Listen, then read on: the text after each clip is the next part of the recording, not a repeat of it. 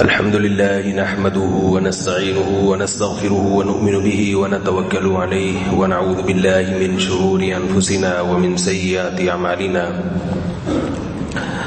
من يهده الله فلا مضل له ومن يضلل فلا هادي له ونشهد أن لا إله إلا الله وحده لا شريك له ونشهد أن محمدا عبده ورسوله صلى الله تعالى عليه وعلى آله وأصحابه وبارك وسلم تسليما كثيرا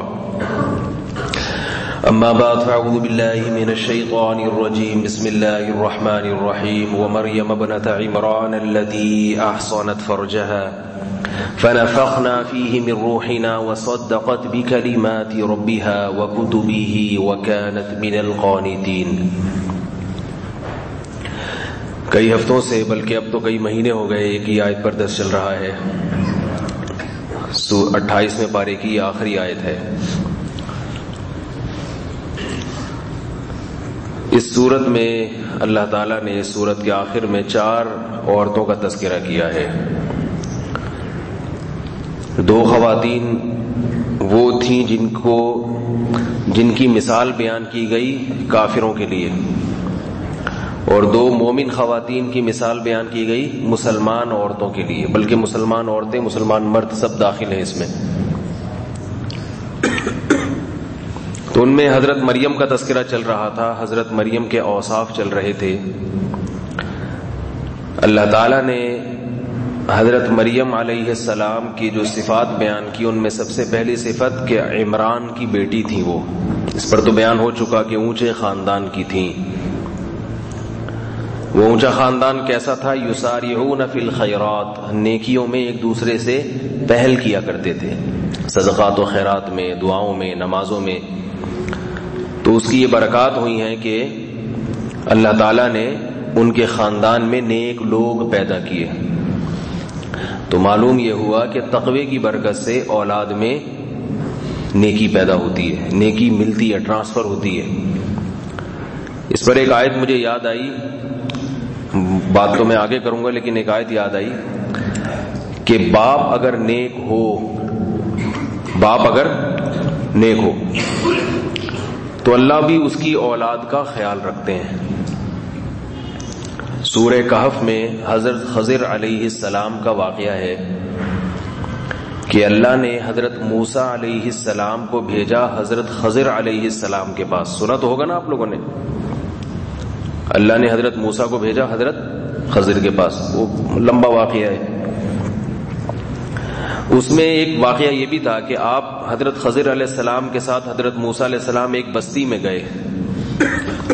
سفر کی تھکاوٹ تھی، لوگ اجنبی تھے. تو ان لوگوں نے ان سے کوئی مانگا کہ بھئی ہمیں رات گزارنے کے لیے ٹھکانہ دے دو، قیام و طعام کا انتظام ہو جائے. تو ان لوگوں نے ان کے ساتھ بدسلوکی کی. حضرت خضر علیہ السلام نے دیکھا ایک دیوار تھی جو گرنے والی تھی، اس کو سیدھا کر دیا تاکہ وہ گرنے سے بچ جائے. موسیٰ علیہ السلام نے کہا کہ جن لوگوں نے آپ کے ساتھ خیر خواہی کی ان کے ساتھ تو آپ نے اچھا سلوک نہیں کیا. نوجوان لڑکے کا کوئی قصور نہیں تھا، اس کو قتل کر دیا آپ نے. بادشاہ ظالم تھا اور جس کشتی میں آپ بیٹھ کر گئے ہیں اس نے کچھ بھی نہیں کیا، اس کشتی کا پھٹا توڑ دیا آپ نے. اور ان لوگوں نے بدسلوکی کی تو ان کے ساتھ حسن سلوک کہ ان کی دیوار کو کھڑا کر رہے ہیں. تو بعد میں جب حضرت خضر علیہ السلام نے ان تینوں واقعات کی حکمت بیان کی تو یہ جو دیوار گرنے والا واقعہ تھا نا، اس کو سیدھا کی. اس کی حکمت یہ بیان کی کہ میرے رب نے مجھے حکم دیا تھا کہ میں یہ دیوار سیدھی کر دوں. کیوں؟ کانا ابوہما صالحا وکانا تحتہ کنز لہما. اس دیوار کے نیچے 2 یتیم بچوں کا خزانہ دفن ہے جو ان کے باپ چھوڑ کر گیا تھا. باپ چونکہ نیک آدمی تھا اس لیے میرے رب نے مجھے حکم دیا کہ میں اس دیوار کو سیدھا کر دوں. خزانہ گرے گا تو یہ یتیم بچے ہیں، نابالغ بچے ہیں، قوم یہ خزانہ لوٹ لاٹ کے کھا جائے گی. تو دیوار رہے، جب بچے بڑے ہوں گے تو یہ اپنے باپ کا دفن خزانہ نکال لیں گے. سمجھ میں نہیں آ رہی بات؟ تو اللہ نے اس کام کے لیے اپنے ایک ولی کو بھیجا، چاہے وہ ولی تھے یا پیغمبر تھے، ان کی نبوت میں اختلاف ہے، کہ وہ جا کے دیوار سیدھی کر کے آ رہے ہیں، اور اللہ اس کی حکمت کیا بیان کر رہے ہیں؟ ان بچوں کا باپ، بولو بھائی، نیک آدمی تھا۔ معلوم یہ ہوا کہ غیب سے اللہ کی طرف سے کس کس کے ذریعے مدد ہوتی ہے۔ یہاں بعض لوگ یہ کہہ سکتے ہیں اس کا مطلب ہے اولیاء اللہ بھی لوگوں کی مدد کرتے ہیں۔ کیا خیال ہے بھائی؟ حضرت خضر نے مدد کی تو ہم بھی کہتے ہیں فلاں بھی آئیں گے ہماری بگڑی بنا کے چلے جائیں گے۔ تو یاد رکھو اللہ اپنی کسی بھی مخلوق سے کسی بھی وقت کام لے سکتے ہیں، تو وہ کام کا اختیار مخلوق کے پاس نہیں ہوتا، کام کرنے والا کون ہوتا ہے؟ اللہ۔ اس لیے کسی ولی سے، بزرگ سے، پیغمبر سے مانگنے کی اجازت نہیں ہے۔ مانگا کس سے جائے گا؟ اللہ سے۔ اس کی مثال ایسے ہے کہ جیسے قلم سے لکھنے کا مطالبہ نہیں کیا جاتا، آپ کوئی تحریر لکھوانا چاہتے ہیں تو کاتب سے کہتے ہیں، جس کے ہاتھ میں قلم ہوتا ہے اس سے کہتے ہیں کہ اس پہ کچھ لکھ دیجئے، قلم سے نہیں کہتے کہ لکھ دو۔ کیا خیال ہے بھائی؟ آپ نے کوئی اپلیکیشن لکھنی ہے چھٹی کی، آپ قلم سے کہہ سکتے ہیں کہ بھائی خود ہی لکھ دے، قلم کہے گا میں خود کچھ بھی نہیں کرتا، مجھ سے لکھوانے کا کام کاتب لیتا ہے۔ کمپوزر سے کہو وہ آپ کو اچھی سی اس ایپلیکیشن جو ہے نا وہ لکھ کے دے دے گا۔ تو اسی طرح کام کرنے والی ذات کون سی ہے؟ اللہ کی۔ اب وہ کس سے لے لے وہ اللہ کی مرضی، فرشتے سے لے لیتے ہیں، کسی پیغمبر سے لے لیتے ہیں، کسی ولی سے لے لیتے ہیں۔ تو اختیار پیغمبروں کے پاس بھی نہیں ہوتا، اولیاء کے پاس بھی نہیں ہوتا۔ حضرت خضر نے صاف فرمایا ما فعلتہ عن امری، یہ میں نے اپنے اختیار سے نہیں کیا یہ سب کچھ۔ دیوار گرنے والی ہو تو سیدھا ایک دم ہاتھ کے اشارے سے تھوڑی ہو جاتی ہے، اس کے تو پلستر، سیمنٹ، بجری سب کچھ چاہیے، لیکن حضرت خضر نے ہاتھ کا اشارہ کیا، دیوار سیدھی ہو گئی۔ تو یہ سیدھی اللہ نے کی ہے، صرف حضرت خضر کا اشارہ تھا۔ اب سوال پیدا ہوتا ہے اس کے لیے اللہ کو حضرت خضر کو بھیجنے کی کیا ضرورت تھی؟ اللہ خود ہی کر دیتا۔ تو بھائی یہ سوال اگر میں کر رہا ہوتا نا یہ کام تو مجھ سے پوچھتے کہ یہ کام آپ خود بھی کر سکتے تھے، فلاں کو کیوں بھیجا؟ جب اللہ کوئی کام کرتے ہیں تو اس کی حکمتیں وہی جانتے ہیں۔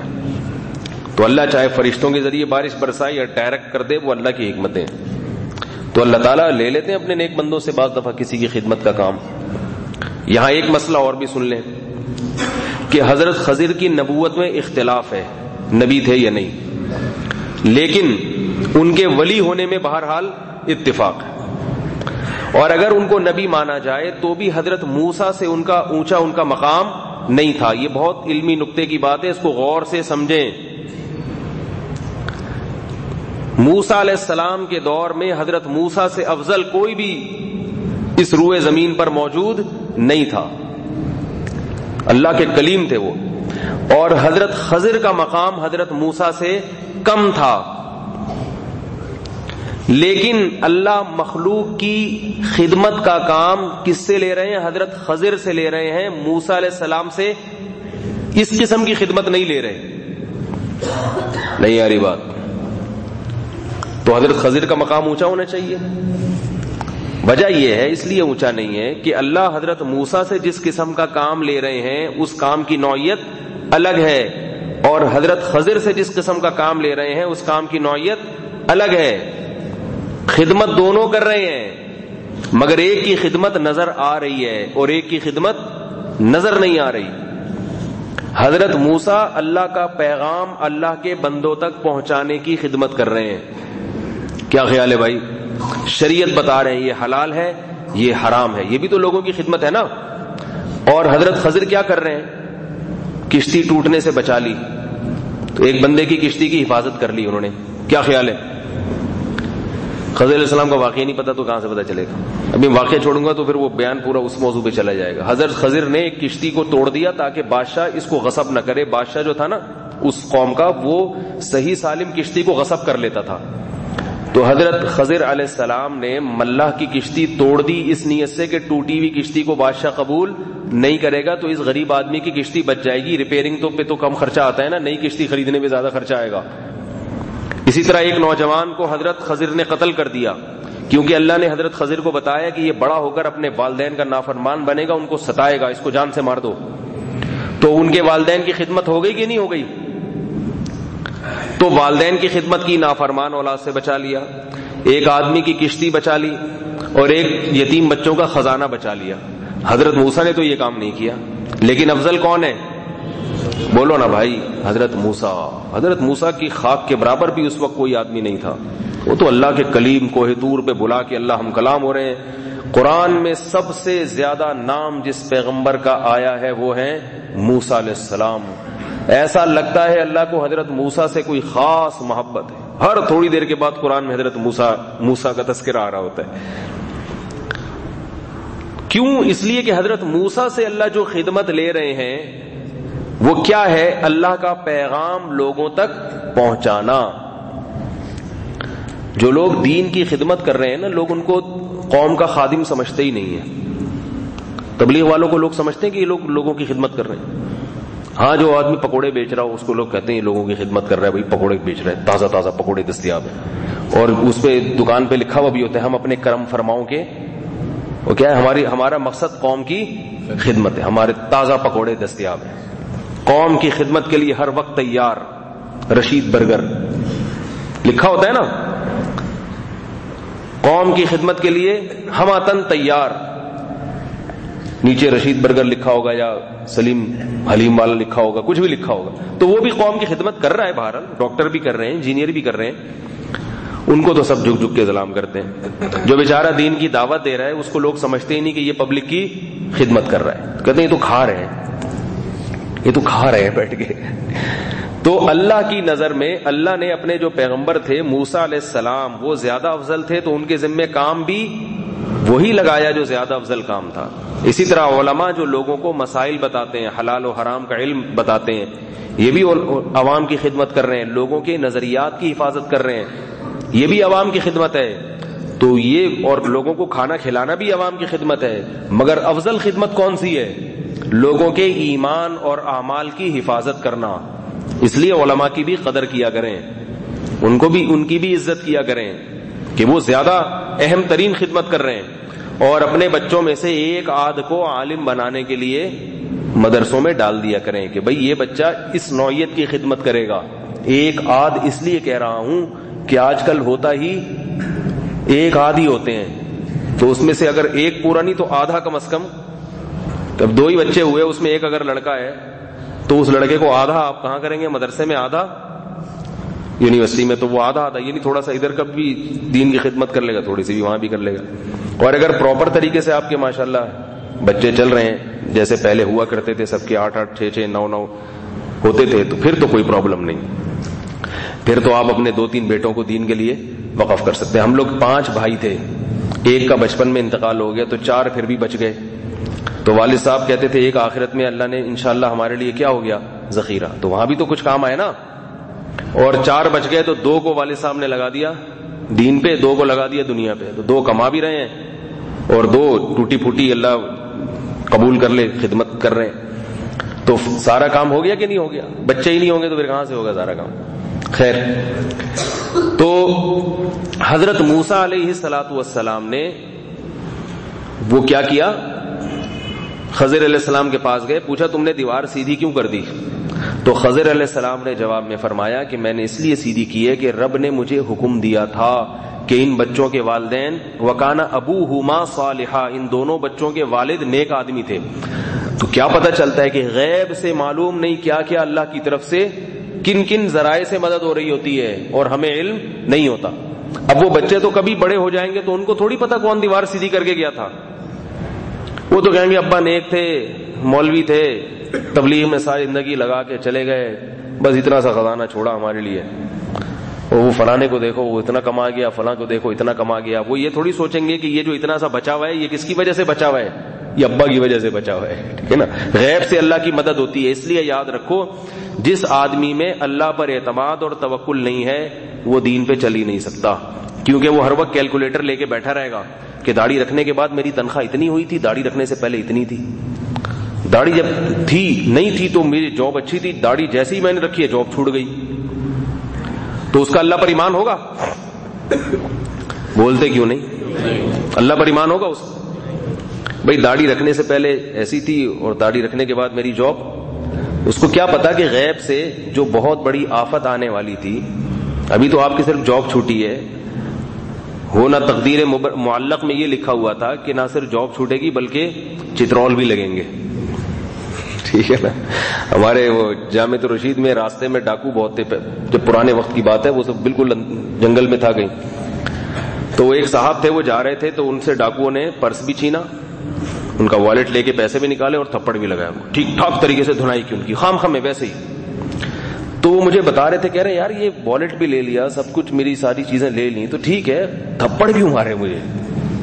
یہ تو اللہ کا عذاب معلوم ہوتا ہے کہ مجھے خام خام جب سب کچھ دے دیا تو تمہیں تھپڑ مارنے سے کیا مل رہا ہے؟ تو اب دیکھو انہی زمانے میں ایک بندہ ایسا تھا جس سے والیٹ لیا مگر تھپڑ نہیں پڑے اس کو. تو اب وہ تو یہ سوچ رہا ہوگا کہ میں عشاء کی نماز تکبیر اولیٰ سے پڑھ کے نکلا تھا, آیت الکرسی پڑھ کے نکلا تھا, اور میرا والیٹ چھین لیا. تو بھائی آیت الکرسی کی برکت سے آپ تھپڑ سے کیا تھپڑ سے بچ گئے آپ, ورنہ گھوسے بھی پڑتے, لاتیں بھی پڑتی, یہ تو اللہ نے بچا لیا. تو یہ خوب ذہن میں رکھیں کہ دین پہ وہی آدمی چل سکتا ہے جو اپنے ہر غلط عمل کی اچھی توجیہ کرے گا, اور وہ کبھی بھی اپنی برائی کو نیکی کا اثر نہیں سمجھے گا. قرآن مجید میں اللہ نے کہا نا نکاح کر کے مال میں برکت ہوتی ہے. یہاں علماء نے ایک اشکال کیا ہے کہ بعض لوگ تو نکاح کر کے اور غریب ہو جاتے ہیں. تو قرآن میں تو لکھا ہے نکاح کرو گے مال میں برکت ہوگی, تو یہ تو الٹا حساب ہو رہا ہے. انہوں نے لکھا کہ اگر یہ نکاح نہ کرتا تو اس سے بھی زیادہ غریب ہو جاتا. غربت تو اللہ نے لانی تھی, نکاح کی برکت سے جتنی آنی تھی اس سے تھوڑی سی کم آئی ہے. اب جس پہ اللہ پہ توکل ہوگا اس کو یہ باتیں سمجھ میں آئیں گی. جو اللہ کو نہیں مانتا وہ کیلکولیٹر لے کے بیٹھا رہے گا کہ نمازی بننے سے پہلے اتنا کماتا تھا, اب اتنا کما رہا ہوں, یہ ایسے ہی بیٹھا رہے گا. اور دوسری بات یہ کہ برکت یہ تو اللہ کے ہاتھ میں ہے نا. ایک آدمی کا والیٹ چھن گیا, نماز پڑھ کے نکلا تکبیر اولیٰ سے. وہ بھینس والا قصہ سنا دوں, بہت دفعہ سنا چکا ہوں, نئے نئے لوگ بھی آتے ہیں. ایک آدمی نماز پڑھنے آتا تھا نا مسجد میں, نماز نہیں پڑھتا تھا, ایک دیہاتی, اس کی گائے تھی, بھینسیں تھیں. تو ایک صاحب نے اس کو, مولوی صاحب نے اس کو کہا کہ نماز پڑھا کرو, اس سے مال میں برکت ہوگی, تمہاری بھینسیں دودھ دینا شروع کر دیں گی. جلدی سناتا ہوں, جو لوگ سن کے عادی ہو گئے وہ بور ہو رہے ہوں گے. لیکن اس قسم کا مجھے کوئی دوسرا مارکیٹ میں لطیفہ مل نہیں رہا, یعنی اس موضوع پہ فٹ کرنے کے لیے نا. تو اب پرانے کوئی میں گھسیٹ رہا ہوں کافی دنوں سے, کیونکہ یہ مفہوم سمجھانے کے لیے اس سے بہتر جو میں بات کرنا چاہ رہا ہوں نا, اس کو سمجھانے کے لیے اس سے بہتر لطیفہ مارکیٹ میں ہے نہیں. اگر کسی کے پاس ہو تو مجھے SMS کر دیں تاکہ میں کوئی دوسرا سنا دیا کروں, تاکہ لوگ جو سن کے بور ہو رہے ہیں وہ کہہ رہے ہیں یار کوئی نیا سنا دیا کرو, بھینسیں بہت مر گئی. تو اب اس نے کیا کیا, دیہاتی نے کہا کہ چلو فجر کی نماز پڑھتے ہیں, ٹرائی کر کے دیکھتے ہیں کہ دودھ بڑھے گا کم ہوگا.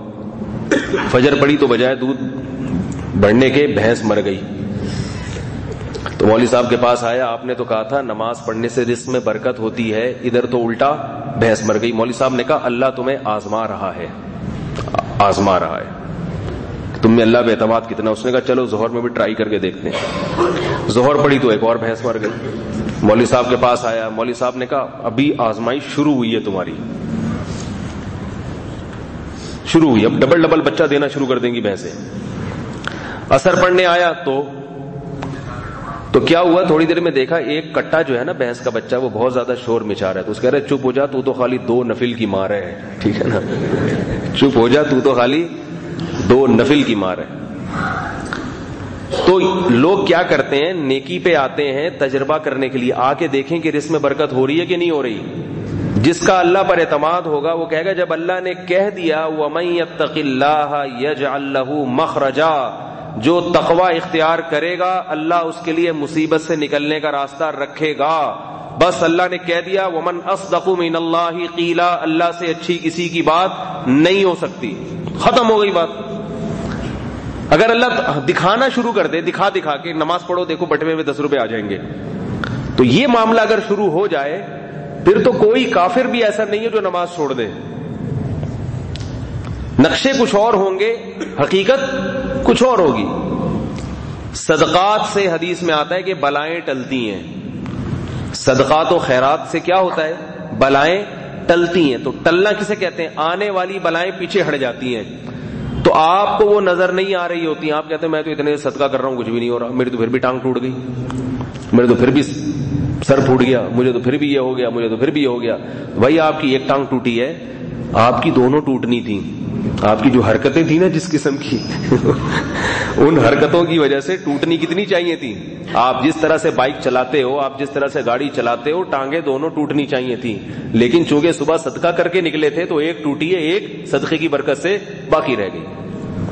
اور اگر آپ چاہتے ہو کہ دونوں سلامت رہیں تو صدقہ پھر ایسا ہی ہونا چاہیے جس سے دونوں ٹانگیں بچ جائیں. 5 روپے میں ایک بھی بچ گئی نا بہت ہے. صدقہ آج کل تو یہی ہو رہا ہے نا. وہ تھا عامل, یہ جو بدماش ہوتے ہیں نا عامل لوگ, تو ایک خاتون اس کے پاس گئی, کہنے لگی کہ مجھے نا میں ڈاکٹر پہ عاشق ہو گئی ہوں, میری شادی ڈاکٹر سے کرا دو, ایک ڈاکٹر ہے اس سے میری شادی کرا دو. تو اس عامل نے کہا کہ 5 لاکھ روپے میرے تعویذ کا, 5 لاکھ میں تعویذ دوں گا. اس نے کہا نہیں میں تو 500 روپے زیادہ نہیں دے سکتی. تو کہتے 500 میں تجھے ڈاکٹر دلاؤں کیا میں؟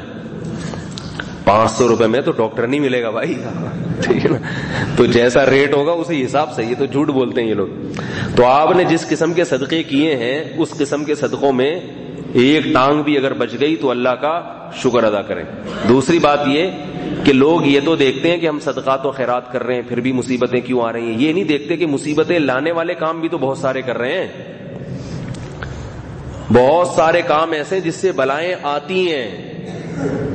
گھر میں آپ نے ٹیلی ویژن رکھا ہوا ہے, سارا دن اس میں ڈرامے فلمیں چلتے ہیں, تو اس سے بلائیں ٹلیں گی یا آئیں گی؟ سارا دن بلائیں لانے والے کام کر رہے ہو اور تھوڑے بہت پیسے صدقہ کر کے 2-4 بلائیں ڈال دیتے ہو, تو پھر بھی 98 بلائیں 100 میں سے 98 رہ جاتی ہیں, 2% بھاگ جاتی ہیں.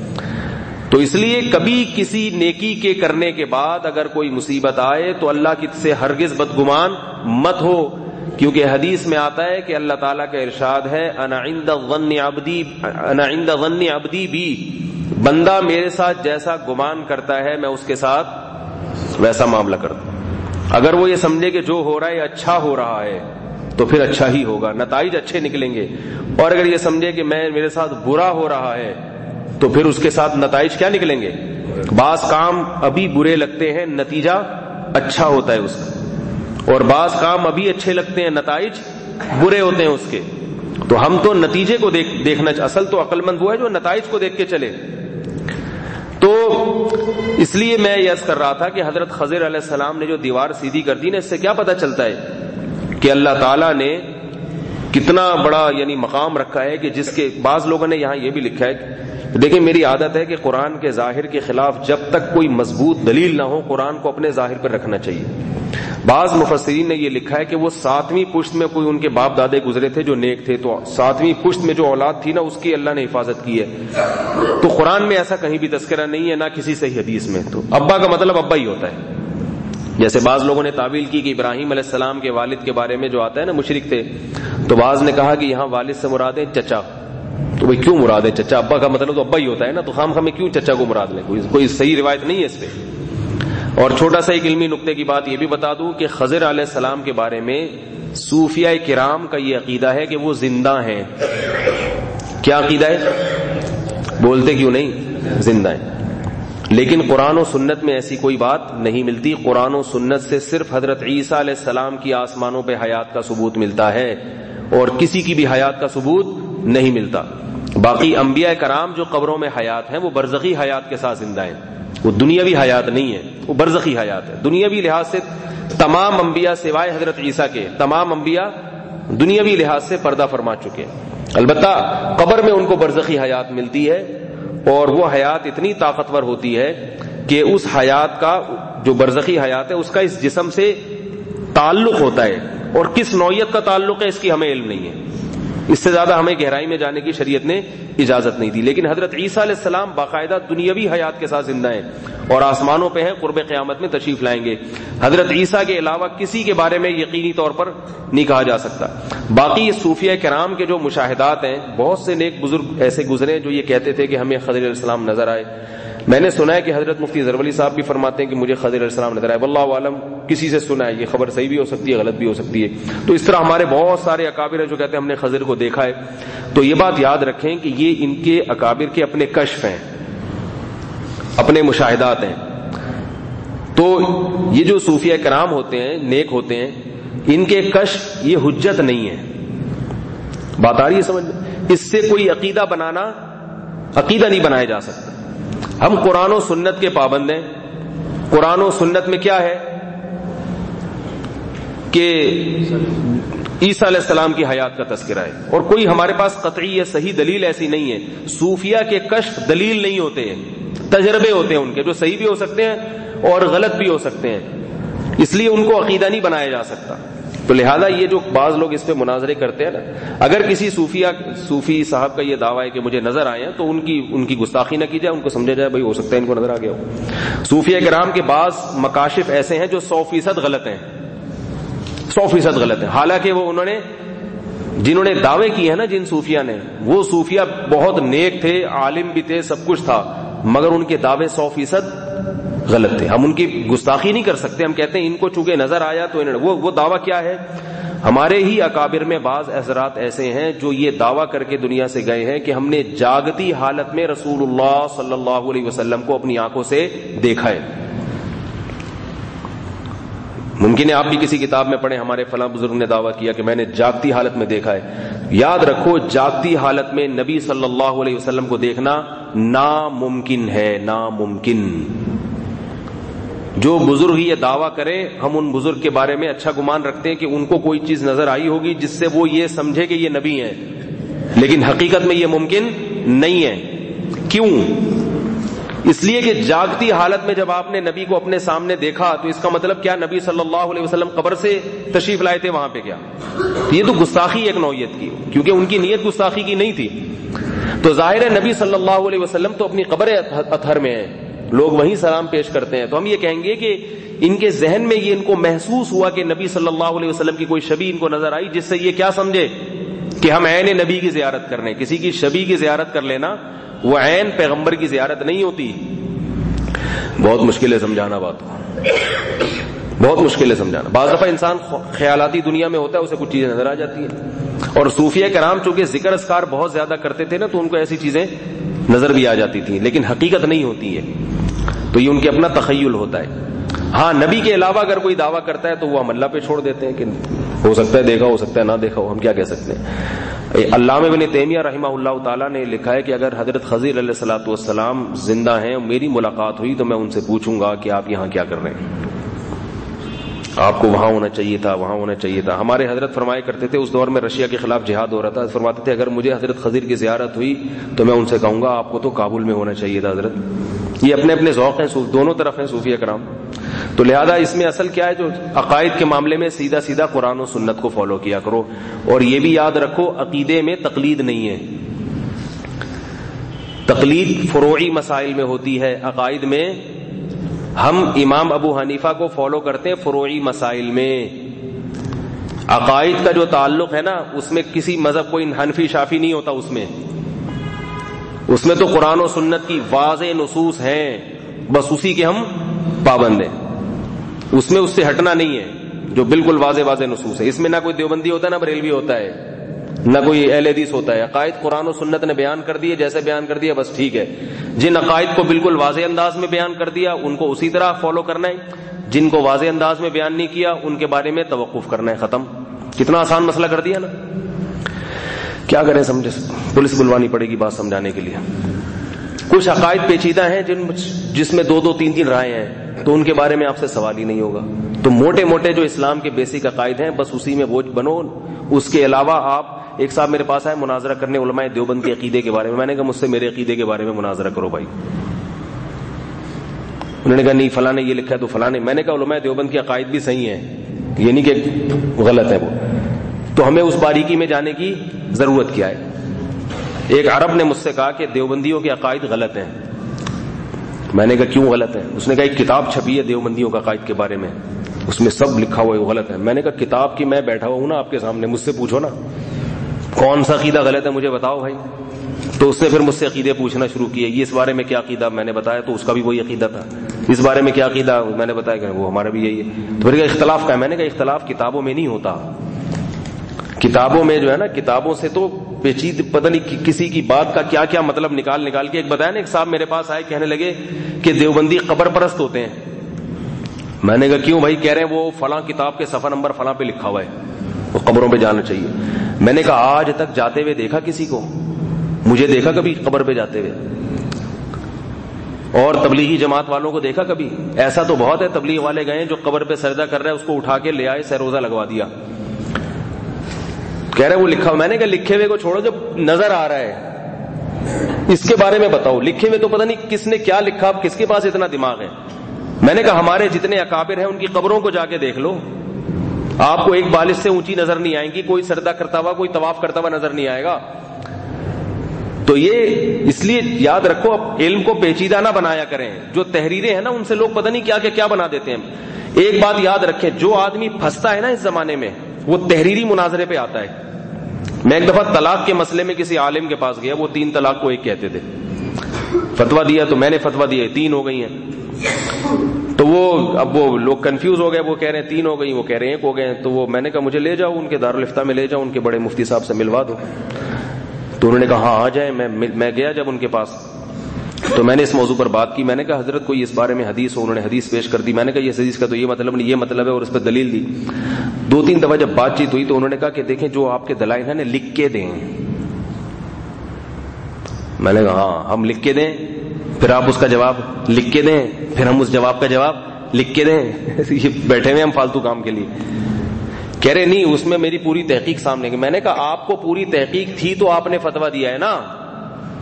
اگر آپ کو پوری تحقیق نہیں تھی تو آپ نے ایک لکھ کے فتویٰ کیسے دے دیا؟ آپ تیاری کے بغیر فتویٰ کیسے دے دیا آپ نے؟ تیاری تھی تو دیا نا آپ نے, اور تیاری نہیں تھی تو ریٹن میں کیسے فتویٰ دے دیا آپ نے؟ تو یہ یاد رکھو, جان چھڑانے کے بہانے ہوتے ہیں. ریٹن پہ آ گئے تو فلانے پہ آ گئے تو ڈمکانے پہ آ گئے. یہ مناظرے کی جو ہے نا وہ لمبے لمبے چوڑے چوڑے مناظرے کرنا.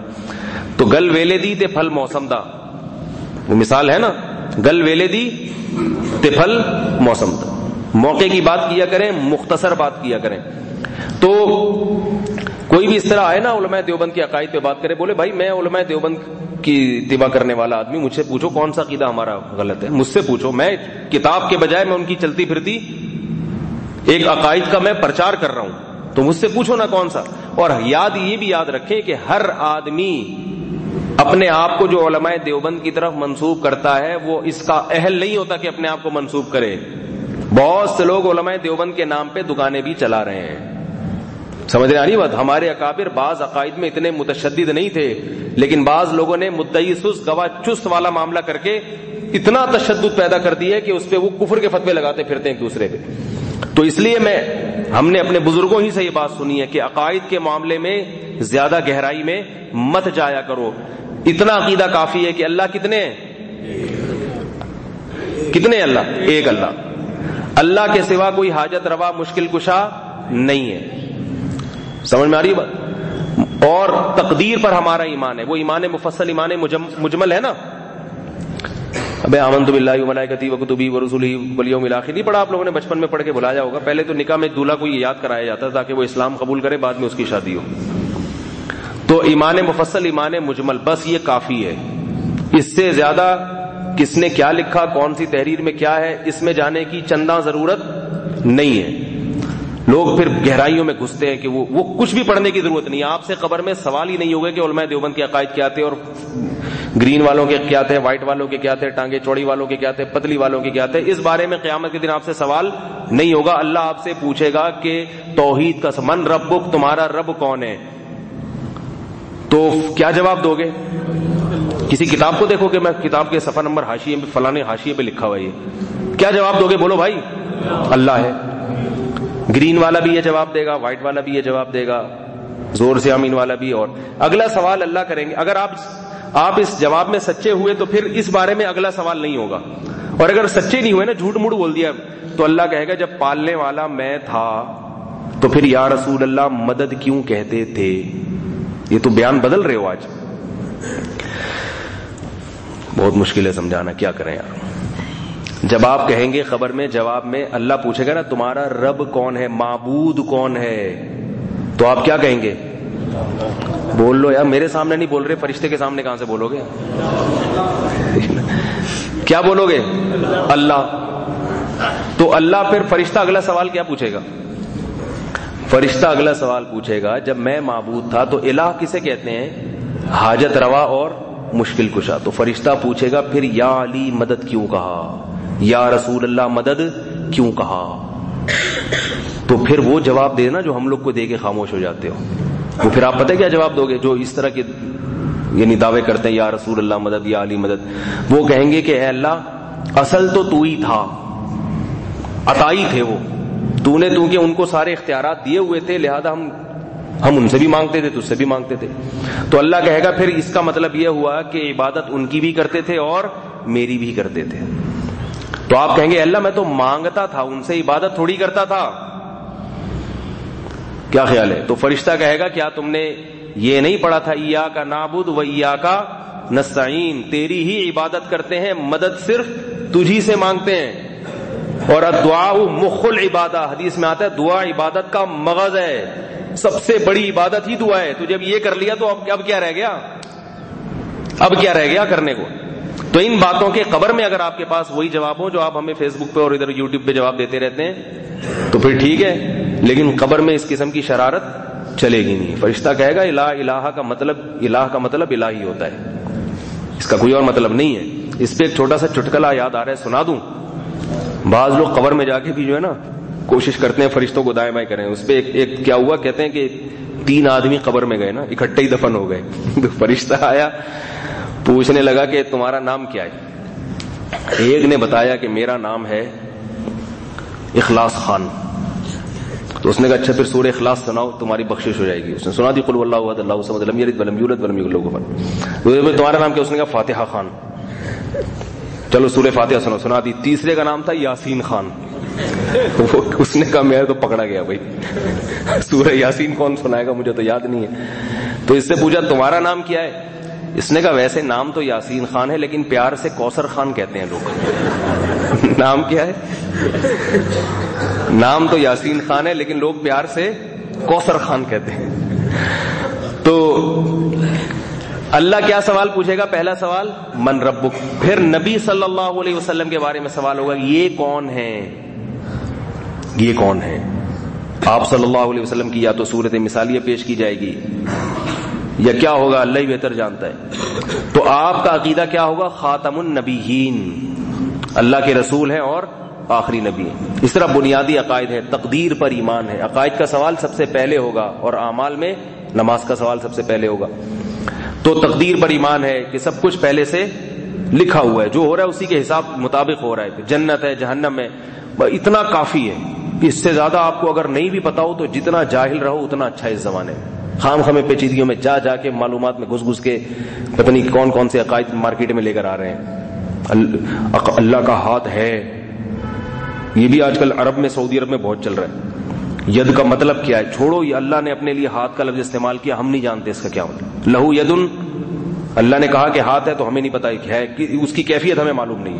اللہ تعالیٰ عرش پر ہے، قرآن میں جگہ جگہ ہے. اللہ کہاں ہے؟ عرش پر ہے. اب بعض لوگ اس میں گھما پھرا کے تعویلات کر کے کچوبڑ بنا دیتے ہیں. یوں ہی لحاظ سے ہیں، چھوڑو بس اللہ عرش پر ہے. اب اس سے تو اللہ کے لیے جہت لازم آ رہی ہے، مکان لازم آ رہا ہے. بولے کچھ لازم نہیں آ رہا، نہیں پتا اس کا مطلب کیا. بس اللہ نے کیا دیا؟ عرش پر ہے. عرش پر ہے کما ہوا لائق بشانی، جیسے کہ اللہ کی شان ہے، اللہ اس حساب سے عرش پر ہے. بس اب قرآن میں آتا ہے کہ حدیث میں آتا ہے کہ اللہ رات کے آخری حصے میں آسمان دنیا پہ آ جاتے ہیں. رات کے آخری حصے میں کہاں آتے ہیں اللہ؟ آسمان دنیا پہ. 7ویں آسمان سے نزول کر کے پہلے آسمان پہ آ کے پکارتے ہیں حل من مستغفر اغفر له، کوئی ہے مجھ سے مغفرت مانگنے والا میں اس کے گناہوں کو معاف کروں. حل من مسترزق ارزق له، کوئی ہے مجھ سے رزق طلب کرنے والا میں اس کو روزی دوں. تبھی میں کہتا ہوں وظیفوں پہ زور نہ لگایا کرو، تہجد میں اٹھ کے 2 رکعت پڑھ کے اللہ سے دعا مانگ لیا کرو. کوئی گناہ اگر دن میں ہو گیا ہے رات کو اللہ سے اٹھ کے توبہ کرو، اور بے روزگاری ہے تو رات کو اللہ سے اٹھ کے رزق مانگ لو، کیونکہ اللہ آسمان دنیا پہ آتے ہیں. اب اس میں بعض لوگ بحث پڑھتے ہیں کیسے آتے ہیں، جب آسمان پہ آ کے تو عرش پہ کیا ہوتا ہے؟ بھائی وہ اللہ ہے، وہ مخلوق نہیں ہے. بس آتے ہیں، ہمیں اس کی حقیقت معلوم نہیں ہے. بعض کہتے ہیں کہ یہاں تہجد کا جو ٹائم ہے امریکہ میں تو کوئی اور ٹائم ہوتا ہے، تو وہاں کب آتے ہیں؟ بھئی یہ اللہ کی ذات ہے، اللہ کی ذات، اللہ کی ذات کی باریکیوں میں گھسنے کی اجازت نہیں ہے. نہ اس بارے میں کتابیں پڑھنے کی ضرورت ہے، نہ ایسے علماء کے بیانات سننے کی ضرورت ہے. ایک صاحب کا میرے پاس سعودی عرب سے فون آیا کہ وہ فلانے مولانا صاحب ہیں، وہ اپنے آپ کو دیوبندی کہتے ہیں، انہوں نے کہا ہے کہ اللہ عرش پر ہے تو کا مطلب یہ نہیں ہے، تو اس کا مطلب یہ ہے، تو یوں ہے، تو فلانا ہے، تو ڈمکانا ہے، تو وہ ہر جگہ موجود ہے. تو وہ کہہ رہے نہیں ہر جگہ موجود ہے. ایسے میں نے کہا آپ کو ضرورت کیا ہے پڑھنے کی؟ کہہ رہے نہیں علماء نے کتابیں لکھی ہیں. میں نے کہا لکھی ہیں تو انہی سے قبر میں وہی کتابوں کی تشریح فرشتوں کو بتا دیں گے, آپ کو کیا ضرورت ہے اس میں پڑھنے کی. کہہ رہے نہیں یہ تو علماء دیوبند کے عقائد. میں نے کہا آپ کو اللہ اس کے رسول اور صحابہ کے جو بنیادی عقائد ہیں نا بس اتنا کافی ہے آپ کے لیے. علماء دیوبند بھی ان چیزوں کے پرچار کے قائل نہیں تھے. اگر کسی نے کچھ لکھ دیا تو لکھ دیا, اس کا مطلب یہ نہیں تھا کہ اس کو جو ہے نا وہ اتنا بنیادی عقیدہ بنا کے اس پہ باقاعدہ مناظرے کیے جائیں. تو اس بارے میں کیا کرنا ہے؟ توقف. قرآن میں اللہ نے کیا فرمایا؟ والراسخون فی العلم یقولون آمنا بھی. یہ میں اپنی طرف سے نہیں یہ باتیں کہہ رہا. سورہ آل عمران کا پہلا رکوع دیکھو, اللہ فرماتے ہیں هو الذی انزل علیک الکتاب, اللہ وہ ذات ہے جس نے اے نبی آپ پر کتاب نازل کی. ہن ام الکتاب منہ آیات محکمات, اس کتاب میں کچھ آیتیں ایسی ہیں محکم ہیں, مضبوط ہیں, جن کا مطلب بالکل واضح ہے. نماز پڑھو, روزہ رکھو, زکوٰۃ دو, حج کرو, ماں باپ کی فرما برداری کرو, سود سے بچو, زنا سے دور رہو, نظر کی حفاظت کرو. یہ ساری بات, ان میں تو کوئی اختلاف نہیں ہے نا. اللہ سے سب کچھ ہوتا ہے, سارے اختیارات کس کے پاس ہیں؟ اللہ کے پاس. یہ بالکل واضح ہیں. آگے اللہ نے کیا فرمایا؟ وَأُخَرُ مُتَشَابِهَاتٌ, کچھ آیتیں ایسی ہیں جو متشابہات میں سے ہیں. لا يعلم تأویلہ الا اللہ, جس کا حقیقی علم صرف اور صرف اللہ کے پاس. قرآن میں آتا ہے اللہ اپنی پنڈلی ظاہر کریں گے قیامت کے دن. یہ متشابہات ہے. قرآن میں آتا ہے کہ آسمان اور زمین اللہ کے ہاتھ میں لپٹے ہوئے ہوں گے. یہ متشابہات ہیں. قرآن میں آتا ہے کہ حدیث میں آتا ہے کہ لہو عینان, اللہ کی دو آنکھیں ہیں. لما خلقت بیدیہ, اللہ نے دونوں ہاتھوں سے آدم کو بنایا. حدیث میں آتے ہیں اللہ کے دونوں ہاتھ دائیں ہیں, اللہ کا بایاں ہاتھ نہیں ہے. یہ چیزیں کیا ہیں؟ متشابہات. تو ان کے بارے میں قرآن کہتا ہے وَأُخَرُ مُتَشَابِهَاتٌ فَأَمَّا الَّذِينَ فِي قُلُوبِهِمْ زَيْغٌ, وہ لوگ جن کے دلوں میں ٹیڑھا پن ہے, کجی ہے, فتنہ پھیلانا چاہتے ہیں, پبلک کو لڑوانا چاہتے ہیں, غیر ضروری باتوں میں الجھانا چاہتے ہیں, اپنی علم کی سکہ جمانا چاہتے ہیں کہ ہمیں اتنی نالج ہے, وہ کیا کرتے ہیں؟ فَيَتَّبِعُونَ مَا تَشَابَهَ مِنْهُ, وہ متشابہ کے پیچھے زیادہ پڑتے ہیں, محکمات کو چھوڑ دیتے ہیں. آپ ان کے بیانات میں والدین کے حقوق کم سنیں گے, توحید کا عقیدہ کم سنیں گے, سود کے خلاف کم سنیں گے. وہ زیادہ تر انہی میں کیا کرتے ہیں؟ عقائد پہ مناظرہ کرو, عقائد پہ, عقیدوں پہ الجھاتے ہیں, اور وہ عقیدے بھی پیچیدہ. فَيَتَّبِعُونَ مَا تَشَابَهَ مِنْهُ ابْتِغَاءَ الْفِتْنَةِ وَابْتِغَاءَ تَأْوِيلِهِ, فتنہ پھیلانے کے لیے اور اس کی تفسیر جاننے کے لیے. وَمَا يَعْلَمُ تَأْوِيلَهُ إِلَّا اللَّهُ, حالانکہ اس کی تفسیر حقیقت میں کون جانتا ہے؟ اللہ. آگے فرمایا وَالرَّاسِخُونَ فِي الْعِلْمِ, جن کو اللہ نے علم میں رسوخ دیا ہے, مضبوط علم. دیکھو مضبوط علم والا تو زیادہ بولنا چاہیے نا اس کو, لیکن ایسا نہیں ہے. علم جب مضبوط ہوتا ہے تو عالم کو پتا ہوتا ہے کس ٹاپک پر بولنا مناسب ہے اور کس ٹاپک کے بارے میں خاموشی بہتر ہے. جو کچے علم ہوتے ہیں نا وہ ہر ٹاپک ممبر پہ بیٹھ کے چھڑ دیتے ہیں. وہ خواتین میں 4 شادیوں میں بیان کر کے آ جائیں گے جا کے, ٹھیک ہے نا, اور پہلی دفعہ میں کیا کر دیں گے؟ اپنے بیانات پر ہمیشہ کے لیے پابندی. ایک صاحب ہے, انہوں نے مجھ سے شادیوں والا عقیدہ سیکھا کہ 4 ہوتی ہیں اسلام. خواتین میں 4 شادیوں کی تبلیغ پر بیان کر دیا, ساری خواتین بھاگ گئیں. میرے پاس آئے کارگزاری, ان کا خیال تھا کہ میں شاباش دوں گا, یہ ہوتا ہے مرد. میں نے کہا اللہ کے بندے, ابھی خواتین بھی سن رہی ہیں, بھاگ نہ جائے کہیں. میں نے کہا اللہ کے بندے, یہ خواتین میں آپ کو اس موضوع کو چھیڑنے کی کیا ضرورت تھی؟ خواتین کو تھوڑی حکم ہے کہ وہ 4 شادیاں کریں, ان کو تو تکلیف ہوتی ہے اور ہونی بھی چاہیے. جب عورت پہ سوکن آتی ہے اس کو تکلیف ہونا, یہ تو اس کی طبیعی چیز ہے. ایک صاحب نے مجھے کہا کہ آپ خواتین کو ترغیب دے کے اپنے مردوں کی دوسری شادی کرائیں. میں نے کہا اتنا بڑا بے وقوف الحمدللہ میں نہیں ہوں, اتنا بڑا پاگل نہیں ہوں کہ میں عورت کو ترغیب دوں کہ وہ اپنے میاں کی خود سے دوسری کرائے. وہ پاگل ہے, کیوں کرائے گی اپنی؟ اس کو کیا کہہ رہے نہیں یہ تو ایمان کا اعلیٰ مقام ہے. میں نے کہا کیوں؟ اس کو کیا پتا کہ یہ دوسری کے اور پہلی میں عدل کرے گا کہ نہیں کرے گا, میرے حقوق پورے دے گا کہ نہیں دے گا. جس نے کرنی ہے اس میں کانفیڈنس ہے نہیں, وہ ڈر رہا ہے, اور جس پہ سوگن آ رہی ہے اس کو آپ جو ہے نا اس کو ترغیب دے رہے ہو. میں نے کہا اس میں دم ہے تو کر لے, بیگم سے پوچھنے کی ضرورت نہیں ہے, اسی سے پتا چل جائے گا کتنا دم ہے, ٹھیک ہے نا. اور اگر پوچھ کے کر رہے ہیں, ایک ہمارے دوست ہے وہ کہنے میں دوسری شادی کر رہا ہوں. میں نے کہا کیسے؟ کہہ رہے میں پہلے جا رہا ہوں, اپنی وائف کو بتاؤں گا, اطلاع دوں گا, سسرال سے کو قائل کروں گا, اس کے بعد. میں نے کہا کر لیا آپ نے, جب آپ کی ہو جائے تو مجھے بتا دیجیے گا. اور اب تک الحمدللہ ویسے کے ویسے ہی, ایسا تھوڑی ہوتا ہے بھائی. اور اسی سے پتا چل جاتا ہے کہ اس میں رکھنے کا دم نہیں ہے. تو میں تو کہتا ہوں کہ عورت کو چاہیے اپنے میاں جب شادی کر رہا ہے تو عورت کو طبعی تکلیف ہوتی ہے وہ ہوتی رہے اس کو اسی سے, اور وہ ظاہر ہے 2 کے بعد پھر کچھ نہ کچھ تو ہوتا ہے نا, وہ تو ہنگامہ تو ہوگا, تھوڑا بہت تو اوپر نیچے ہوگا, تو اسی سے پتہ چلے گا آپ اس کو پھر برداشت کرو.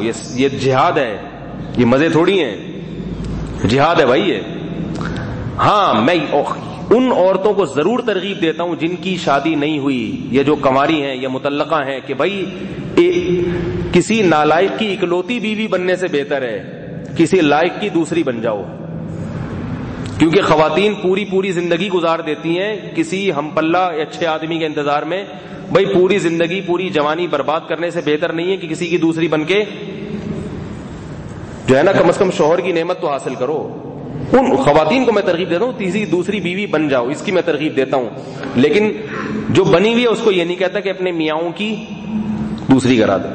تو علم آدھا نقصان دہ ہے. کسی ٹاپک پر علم ہو تو انسان کو پورا علم ہونا چاہیے کہ کیا کون سی بات کہاں کہنے کی. آدھی باتیں صحت کے لیے نقصان دہ. جیسے میں نے وہ ایک دفعہ بیان کیا نا شادیوں پر, تو ایک صاحب آئے کہ یار میں بھی کر رہا ہوں, ایک بیوی میرا سر دبائے گی ایک میرے پاؤں دبائے گی, واہ کیا زندگی. میں نے کہا پاگل ہو. کہہ رہے میرے گھر میں نا بیوی جھاڑو لگاتی ہے تو برتن دھونے کے لیے اس کو فرصت نہیں ملتی, تو میں ایک دوسری شادی کرنا چاہ رہا ہوں, وہ برتن بھی دھوئے گی. میں نے کہا برتن سے وہ سر پھوڑے گی اور یہ جو جھاڑو لگا رہی ہے یہ بیلن سے سر پھوڑے گی آپ کا بیٹھ کے. ٹھیک ہے, کہہ رہے آپ خود تو ترغیب دیتے ہیں, میں نے کہا میں اس لیے تھوڑی ترغیب دیتا ہوں کہ گھر میں ایسے محبت کا ماحول قائم ہو جائے گا. کس کے ہوا ہے, جنہوں نے 2 کیے ہیں ان کے حال جا کے دیکھ لو, وہ بیلنس میں ہی لگے رہتے ہیں. لیکن میں ان کو ترغیب دیتا ہوں بھائی کرو, ضرورت ہے, ثواب ملے گا اس میں. تو ثواب تو مشکل کاموں پہ ہی ملتا ہے نا. لڈو کھانے کا کوئی ثواب ہے اسلام میں؟ روزہ رکھنے کا ثواب ہے. تو یہ مجاہدہ ہے, جہاد ہے, اور جہاد کی نیت سے کریں, پھر انشاءاللہ اللہ کی مدد بھی ہوگی, اللہ کی طرف سے حوصلہ بھی ملے گا, سب کچھ ملے گا, ثواب بھی ملے گا, اولاد بھی ملے گی, محبت بھی ملے گی, سب کچھ ہوگا. لیکن پہلے سے یہ دماغ میں بٹھا لیں کہ مجاہدہ ہے, قربانی دینی ہے. خیر جلدی سے میں بات کو سمیٹوں, کہاں سے کہاں چلا گیا. تو وہ خضر علیہ السلام کا واقعہ سنا رہا تھا, اس سے پھر یہ بات آئی کہ اللہ تعالیٰ بعض دفعہ اپنے پیغمبروں سے یا اولیاء اللہ سے کوئی کام لے لیتے ہیں. اسی پہ ایک اور قرآن مجید کی آیت ہے کہ کس طرح سے اللہ نیک لوگوں کے کام بناتے ہیں. وہ ایسے بناتے ہیں, قرآن مجید میں آتا ہے لہو معقبات من بین یدیہ ومن خلفہ یحفظونہ من امر اللہ. حدیث میں اس کی تشریح ہے کہ فرشتے اس زمین پر نا 2 دفعہ, صبح کے فرشتے آتے ہیں شام تک رہتے ہیں, پھر جب شام والے فرشتے آتے ہیں صبح والے فرشتے واپس چلے جاتے ہیں. معقبات, باریاں لگتی ہیں فرشتوں کی زمین پہ آنے کے لیے. یہ فرشتے کرتے کیا ہیں؟ یحفظونہ, انسان کی حفاظت کرتے ہیں اللہ کے حکم سے. اگر دیکھو ہمارے جسم کے اندر جراثیم ہیں, میڈیکل سائنس کہتی ہے, اگر وہ اندر کے جراثیم جو ہماری صحت کے لیے ضروری ہیں وہ نہ ہوتے تو باہر کے جراثیم ہمیں 10 منٹ میں گلا سڑا کے ختم کر دیں. مردہ دیکھو کتنی جلدی بدبو پیدا ہونا شروع ہوتی ہے نا اس میں. کیوں ہوتی ہے؟ کیا جراثیم کو اطلاع مل جاتی ہے, اعلان سن کے آتے ہیں کہ حضرت جی کا انتقال ہو گیا ہے؟ بولو بھائی, آپ لوگ تو اعلان سن کے جاتے ہیں نا, فلاں دنیا سے چلے گئے, چلو ہم تعزیت کے لیے چلتے ہیں. کیا جراثیم بھی اعلان سن کے آتے ہیں؟ جراثیم بچہ پیدا ہوتے ہی اس وقت سے لگے ہوتے ہیں اس کو کھانے کے لیے, اس کو سڑانے کے لیے. جراثیم کو نہیں پتا ہوتا یہ زندہ ہے یا مردہ ہے, اتنی نالج نہیں ہے. انسانوں کے پاس اتنی نالج نہیں ہوتی آج کل, جراثیم کو نہیں پتا ہوتا. جراثیم ابھی بھی حملہ, آپ پر بھی حملہ کر رہے ہیں, مجھ پہ بھی, وہ کھانے کی کوشش کر رہے ہیں, سڑانے کی. لیکن ہمارے اندر کے جو جراثیم ہیں جو ہماری صحت کے لیے مفید ہیں وہ فائٹ کر رہے ہیں. 24 گھنٹے کی جنگ ہے یہ. بچے کی پیدائش سے پہلے ہی شروع ہو جاتی ہے جنگ, ماں کے حمل پیٹ میں ہی شروع ہو جاتی ہے یہ جنگ. تو ہمارے جراثیم لڑتے رہتے ہیں. کبھی وہ باہر کے جراثیم حاوی آ کے نزلہ کر دیتے ہیں, کھانسی کر دیتے ہیں, اس سے زیادہ آگے نہیں بڑھتے. ہمارے والے کیا کرتے ہیں, پھر لڑ مڑ کے اس کو پھر مار کے پھر ہم ٹھیک ہو جاتے ہیں. کبھی پیٹ خراب کر دیے, کبھی. اس سے زیادہ وہ باہر بیرونی سازشیں کامیاب نہیں ہوتی, ناکام ہوتی رہتی ہیں. ان کو ناکام کون کرتا ہے؟ بولتے کیوں نہیں بھائی؟ مجھے تو لگ رہا ہے آپ میں ہے ہی نہیں اس قسم کے جراثیم. اندر کے جراثیم کیا کرتے ہیں, اس سے 24 گھنٹے کی فائٹ ہے. اب جب ہم مرتے ہیں نا تو ہمارے اندر والے جراثیم بھی مر جاتے ہیں, تو کوئی نیا کام نہیں ہوتا. باہر والے جراثیم جو مستقل محنت کر رہے تھے اور ایک بار جرثومہ مر کے انڈے بچے دے کے نئے جراثیم پیدا کر کے جا رہا تھا, وہی جو پہلی دفعہ جو جراثیم لگے تھے نا پیدا ہونے کے بعد, اسی کی پتہ نہیں 18ویں پشت یا کون سی پشت والے جراثیم، وہی انڈے بچے تو چلتے رہتے ہیں نا، وہی پھر حملہ شروع کرتے ہیں، وہ تو کر ہی رہے ہوتے ہیں، تو ان کو پھر دفاع کرنے والا کوئی نہیں ملتا، تو وہ حاوی آ جاتے ہیں اور فوراً گوشت کو کھانا شروع، اور کیسی آنکھیں پھٹتی ہیں اور آنتے دائیں بائیں سب ایسی کی تیسی ہو جاتی ہے انسان کی۔ تو بالکل اسی طرح شیاطین اور جنات بھی انسان کو نقصان پہنچانے کے پیچھے 24 گھنٹے لگے رہتے ہیں۔ نہیں آ رہی میرا خیال بات؟ شیاطین اور جنات جو ہے نا، یہ بھی 24 گھنٹے لگے ہوئے ہیں، کچھ نہ کچھ کرتے رہتے ہیں شرارت۔ ان سے حفاظت کے لیے 24 گھنٹے فرشتے ان سے لڑتے رہتے ہیں، سمجھ رہے ہیں بات کو؟ 24 گھنٹے فرشتے لڑتے رہتے ہیں۔ اور جنات بعض دفعہ ایسی شرارت بھی کرتے ہیں کہ وہ پہاڑ پہ جا رہے ہو کہ دھکا دے کے گرا دیا بندہ، ایسا بھی ہو جاتا ہے، پتھر یوں کر دیا سلپ ہو گئے، تو لاشعوری طور پہ پتہ بھی نہیں ہوتا اور فرشتے حفاظت کر رہے ہوتے ہیں۔ تو یہ اللہ کا ایک نظام ہے۔ تو جیسے اللہ فرشتوں کے ذریعے انسان، اس کے لیے آپ کو عامل کے پاس جانے کی ضرورت نہیں ہے ان باتوں، موکل کچھ نہیں ہوتا، یہ ذہن میں رکھیں، وہ موکل چھوڑے ہوئے فلانے نے۔ کل ایک بندہ میرے پاس آیا، اس پہ جن تھا، وہ کہہ رہا مجھے وہ فلانے موکل چھوڑ دیے۔ میں نے کہا یہ موکل کچھ نہیں ہوتا، جنات ہوتے ہیں جو پریشان کرتے ہیں انسان کو۔ اس کا حل کیا؟ آیت الکرسی پڑھو، سورہ فلق پڑھو، سورہ ناس پڑھو۔ اچھے کام کرو گے تو فرشتے آئیں گے، گندے کام کرو گے تو کون آئے گا؟ جنات آئیں گے۔ یہ بالکل ایک دوسرے کے اپوزٹ ہیں۔ خوشبو کا استعمال کرو گے تو کون آئے گا؟ بولو نا بھائی، فرشتے۔ اور گھر میں گندگی ہوگی، 24 گھنٹے پیمپر بچے سے چپکا رہے گا، پھر جب خاتون نے وہ پیمپر اٹھایا تو بجائے ڈسٹ بن میں کہیں ٹھکانے لگانے کے وہیں بستر پہ پھینک دیا، پھر بچے نے گدے پہ پیشاب کر دیا، تو پیشاب کو دھونے کی ضرورت نہیں ہے کیونکہ ٹائم نہیں ہے، ایکچولی میں بہت بزی رہتی ہوں تو ٹائم نہیں ہے میرے پاس، صحیح ہے نا؟ اسی پہ پھر لوگ آ کے گیلے پاؤں رکھ کے بیٹھ رہے ہیں، وہی گیلے پاؤں لے کے کارپیٹ پہ چل رہے ہیں، سب جگہ گندگی پھیل رہی ہے، تو بچہ کہیں پیشاب ادھر کر دیتا ہے، کہیں ادھر کر دیتا ہے، تو وہ کوئی ہے ہی نہیں آج کل طہارت کا تو اہتمام۔ کارپیٹ پہ بچوں کے پیشاب جمع ہوتے ہیں، خود ہی اپنی ذمہ داری پہ سوکھ کے خشک ہو جاتے ہیں۔ دھبا چونکہ نظر نہیں آ رہا تو چلتا ہے، ہاں دھبا نظر آئے گا تو دیکھنے میں چونکہ برا لگے گا تو پھر اس کو دور کرنا ہے۔ تو جب گھر میں گٹر ابلیں گے تو وہاں فرشتے آئیں گے۔ فرشتے اتنے سینسیٹیو ہوتے ہیں بدبو کے معاملے میں، حدیث میں آتا ہے کہ جب ہم وضو کر کے مسجد میں بیٹھتے ہیں، اللہ کا ذکر کرتے ہیں تو فرشتے بھی بیٹھ جاتے ہیں، اتنا مزہ آتا ہے فرشتوں کو۔ جیسے ہی ہوا خارج ہوئی، حدیث کے الفاظ ہیں، فرشتہ سب سے پہلے وہاں سے پتلی گلی سے نکل جاتا ہے۔ فرشتوں نے بھی پتلی گلیاں رکھی ہوئی ہیں، بھاگ جاتے ہیں فرشتے۔ حالانکہ اس بیچارے نے جان کر ہوا خارج نہیں کی، غلطی سے ٹوٹی ہے، لیکن فرشتہ بدبو افورڈ نہیں کر پاتا، چاہے وہ جان کر ہوئی ہو یا غلطی سے ہوئی، فوراً بھاگ جاتے ہیں وہاں سے فرشتہ۔ تو جب اتنی سی ہوا بغیر بدبو کے نکلی، وہ فرشتہ برداشت نہیں کر پاتا، تو پیمپروں بھرے ہوئے نجاست جو 24 گھنٹے بچے سے چپکا رہے گا اور اس طرح کارپیٹ میں پورے سال پیشاب پڑے رہیں گے، تو اس گھر میں فرشتے آئیں گے یا جنات آئیں گے؟ بولو نا بھائی، کیا ہو گیا؟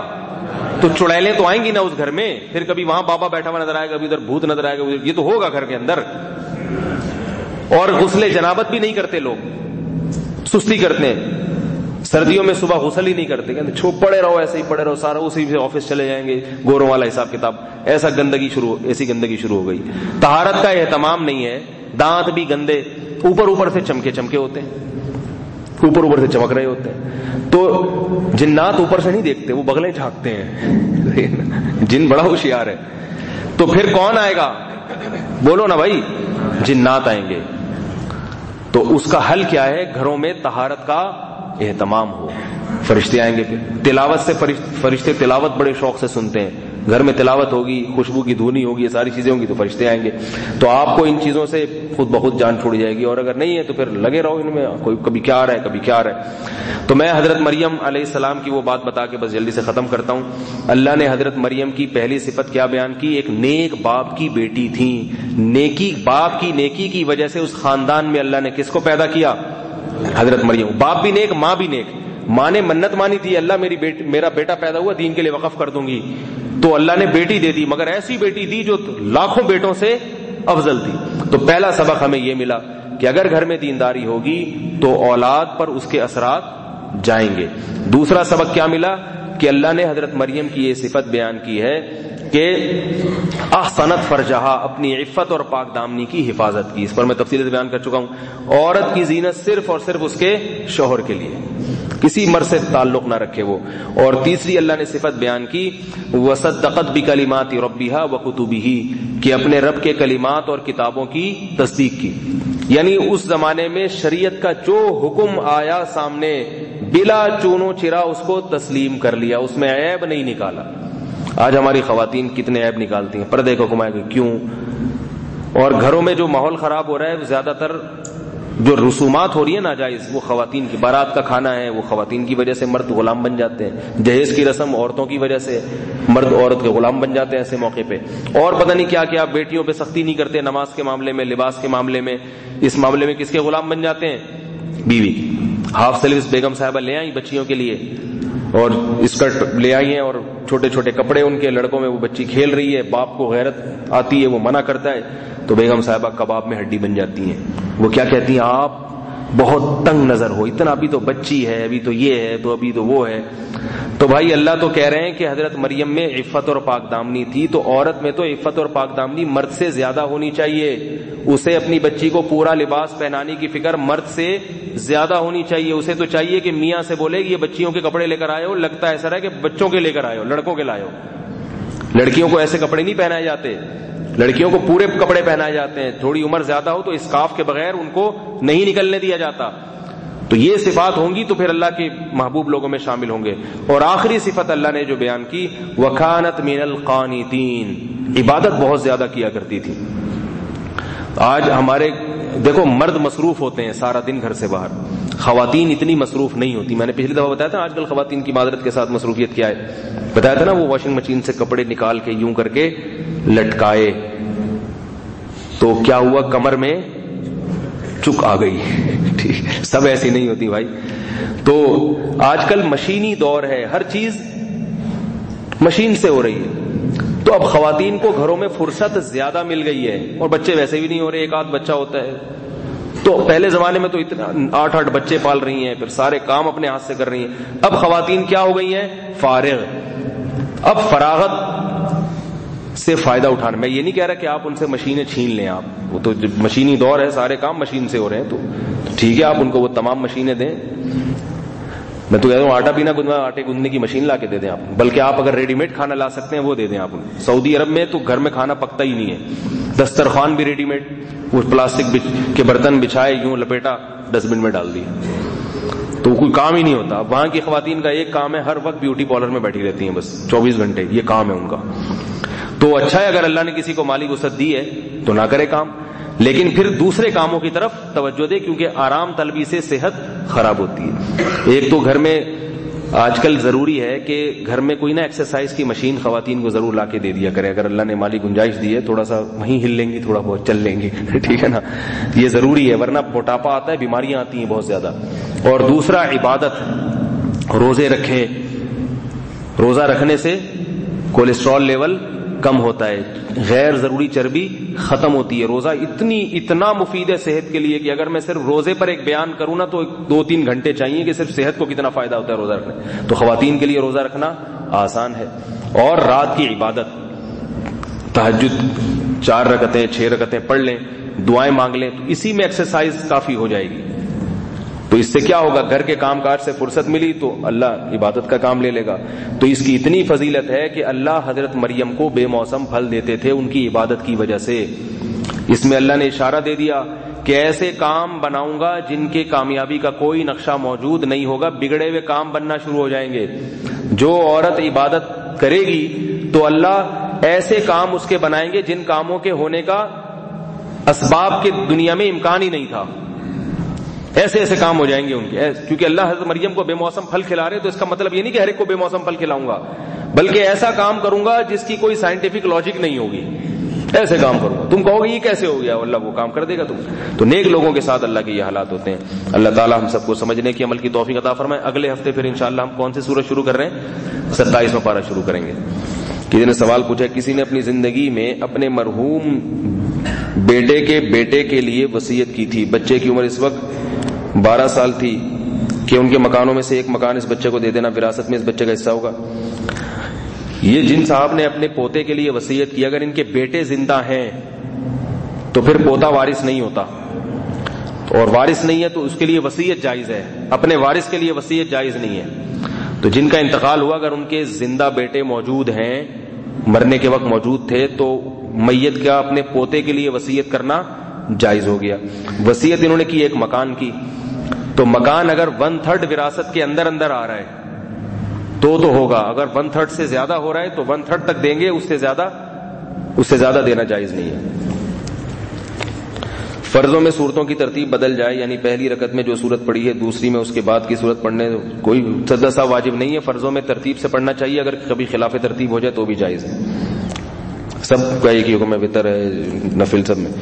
کیا جنبی شخص نجاست والے کپڑے پاک کر سکتا ہے؟ کر سکتا ہے بالکل۔ کہ آپ جمعے کے خطبے میں جو حضرت عباس رضی اللہ عنہ کی روایت بیان کرتے ہیں اس کا ترجمہ اور تشریح بیان کریں، وہ جمعے ہی کے بیان میں کروں گا۔ حضرت عبداللہ بن عباس کی حدیث ہے، جمعے میں اکثر خطبے میں پڑھتا ہوں، وہ بڑی زبردست حدیث ہے، تو وہ جمعے ہی کے بیان میں انشاءاللہ اس کی ترجمہ اور تفسیر بیان ہوگی۔ اللہ تعالیٰ سمجھنے کی، عمل کرنے کی توفیق عطا فرمائے۔